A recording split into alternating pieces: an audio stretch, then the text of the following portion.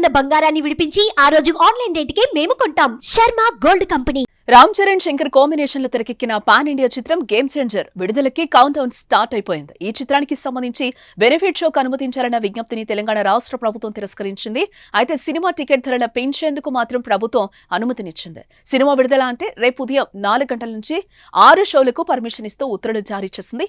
Release day single screens లో అదనంగా ₹100, multiplex లో ₹150 పెంచుకునేందుకు రాష్ట్ర సర్కార్ అనుమతినిచ్చింది.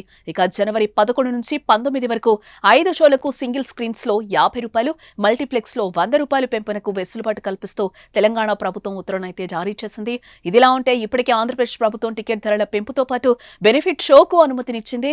అర్ధరాత్రి 1 గంటకు బెనిఫిట్ షో టికెట్ ధరను ₹600 పెంచుకునేందుకు వెసులుబాటు కల్పించింది. అలాగే జనవరి 10న 6 షోలకు అనుమతినిస్తూ ఉత్తర్వులు జారీ చేసింది ఏపీ సర్కార్.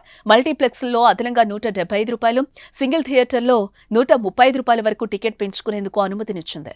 జనవరి 11వ తేదీ నుంచి 23వ తేదీ వరకు ఇవే ధరలతో 5 షోలకు అనుమతినిచ్చింది. ఇక మరోపక్క తెలంగాణ సీఎం అసెంబ్లీలో టికెట్ రేట్లు పెంచము అని ఇప్పుడు పెంచడం పట్ల విమర్శలు కూడా వస్తున్నాయి. ప్రభుత్వంపై సోషల్ మీడియా కామెంట్లు స్టార్ట్ అయ్యాయి. ఇది కొత్త వివాదానికి దారి తీయబోతుందని తెలుస్తోంది. అయితే నిర్మాత దిల్ రాజు ఒత్తిడి మేరకు ఈ నిర్ణయం తీసుకున్నట్లుగా తెలుస్తోంది. సుమారు 450 కోట్ల బడ్జెట్ పెట్టి గేమ్ చేంజర్ సినిమాని నిర్మించారు. బిజినెస్ కూడా భారీగానే అయ్యింది. ఇలాంటి టైంలో టికెట్ రేట్లు పెంచకపోతే రికవరీ కష్టమని, నష్టపోవాల్సి వస్తుందని చెప్పి ప్రభుత్వం దృష్టికి తీసుకెళ్లాడు దిల్ రాజు. ఆయన ఒత్తిడి మేరకు ఈ నిర్ణయం తీసుకున్నట్లుగా తెలుస్తోంది.